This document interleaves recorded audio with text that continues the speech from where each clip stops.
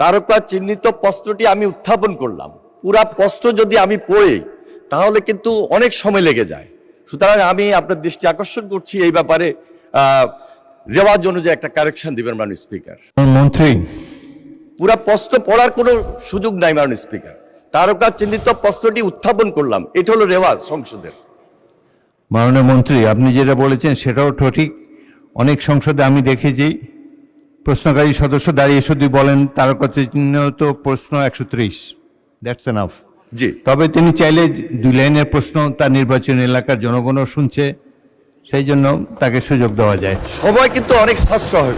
আপনি উত্তর দেন। মাননীয় স্পিকার, আরেকটি কারেকশন, এখানে আমার নাম শহীদ উদ্দিন চৌধুরী অ্যানি, উদ্দিনে রস্বীকার দীর্ঘিকার হবে মাননীয় স্পিকার, দীর্ঘইকার। দীর্ঘিকার হবে মাননীয় স্পিকার।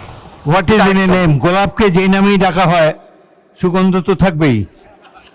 এ ব্যাপারে আমি আপনার দৃষ্টি আকর্ষণ করছি মাননীয় স্পিকার।